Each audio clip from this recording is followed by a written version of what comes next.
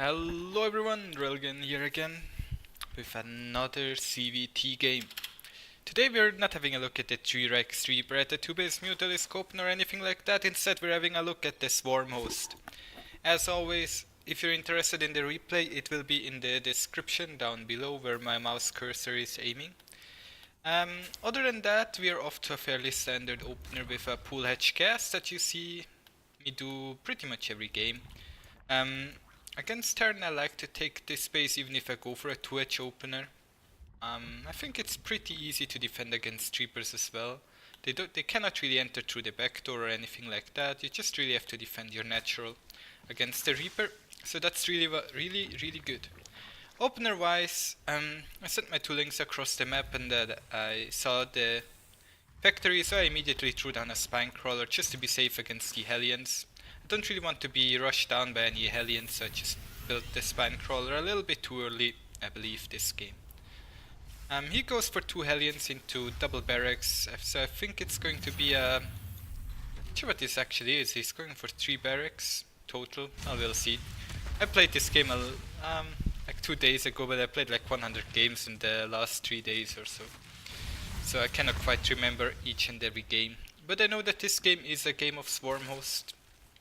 I am droning up 2 bases fully, building the spire as soon as my lair is done, and taking a 3rd base before I build additional queens. My links here are ready to take care of the Hellions and Reapers. I'm just kinda hurrying through the early game so we can get to the actual interesting part, but I still want to show you guys how the early game developed. Now, he's going for a follow-up drop, I think. It's just a little bit later than usual because of the Hellion opener. So I went with my links, scouted and saw that his marines were still at home. He also went for a rather quick 3rd command center, meaning he has a stronger economy than is usual. However, he still has to deal with the Mutalisks. He has enough marines to kind of do that, and he has turrets in place as well. I started my 1-1 way after his 1-1, so upgrade wise I'm far behind. He has a Tor on the way as well. And my goal is to saturate 3 bases fully, build a 4th hatchery either here or here, and then I make my transition to Swarmhost, Ling, Baneling, and some Mutalisk support. Right here I was like, can I get this Tor? But he picked it up just in time. I think I lost like 1 Mutalisk. As I mentioned, if you look at the income tab, I'm up to 67 harvesters, meaning I have 3 bases fully saturated and 1 drone too many. That just gets made into a spore anyways. That's when I start to produce my Swarmhost. I'm gonna slow it down a little bit to talk about what my plan will be. I'm getting the burrow upgrade as well and the pneumatized carapace, the overlord speed upgrade. I need overlord speed so I can deal with widow mines. And I want burrow so I can use burrow banelings as well as to burrow my Swarmhosts in fights so they don't run in and die. My Mutalisks are kind of running around trying to find the Reaper. I thought it was a Medivac, but it was just a Reaper. The Mutalisks haven't really done too much damage. They kinda contained him on 3 bases, I guess, and he didn't really push out ever. And I'm able to spread my creep pretty much freely. Usually when your opponent will see the locusts fly in, they'll be like, now it's my time to attack. Yes, Swarmhosts. Everybody attack now. So I send my Swarmhosts, my locusts in. They do a little bit of damage, kill a couple marines, but that's not really the best thing ever. I'm burrowing banelings here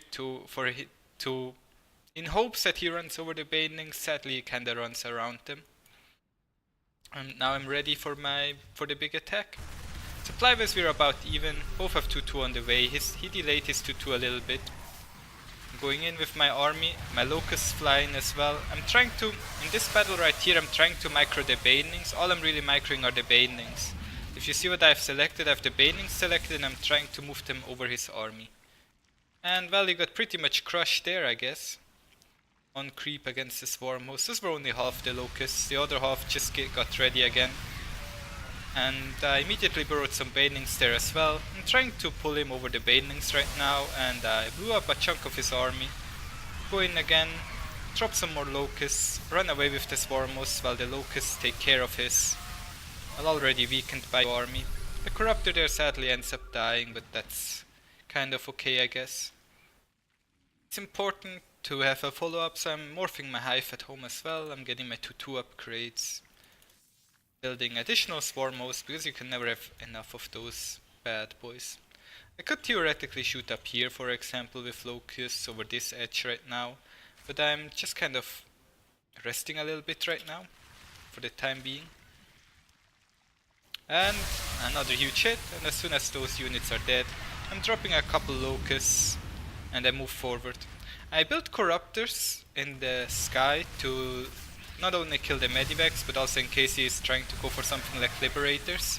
I don't really have anything else anti-air wise, and I don't think mutalisks are that good units. They're kinda good in the early mid game, or if you have like a lot of them. But having 4 or 5 mutas right now wouldn't really do as much as having 4 or 5 corruptors. Corruptors are just a lot more tanky. And there is another nice blow up.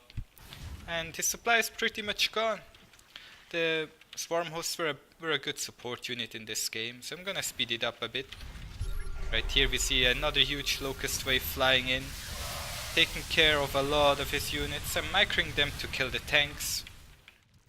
Of course, Swarmhosts are not that effective against Bioturn, but I figured I could show this off either way. Instead of going for Roach Ravager in support with the Lingbane, I'm just building Swarmhosts instead. I used to build Hydras, but nowadays I'm kinda experimenting with the Locusts instead. So I'm going in again, throwing a couple of Banelings there, and I think he will walk over them. This time not. But the Locusts are doing a lot of damage.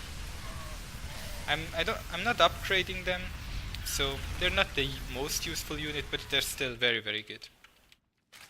Over here we see a drop, but I'm already in place. I don't really have a lot of units beside the Swarmhosts, as most of my army died. But I always retain the Swarmhosts, which is quite nice. I'm gonna speed it up again, so we can go to the next engagement. I'm building my Ultralisks right now. If you want to check the income, I went up to 76 workers total. So I'm going in, I'm dropping the Locust, he has to run away. Only have like 2 to 3, no, I actually have quite a couple of Banelings here. And once again I'm gonna burrow the Banelings. And he will walk over them and boop! His entire army is gone and he has to GG out. And we get a nice lure. So that was that in terms of Swarmhost play. Once again I went for a 2-base opener into 3-base saturation. That's when I began my Swarmhost production once I had 3 bases saturated, and I took my 4th and 5th base. I had Ultralisks at home as well.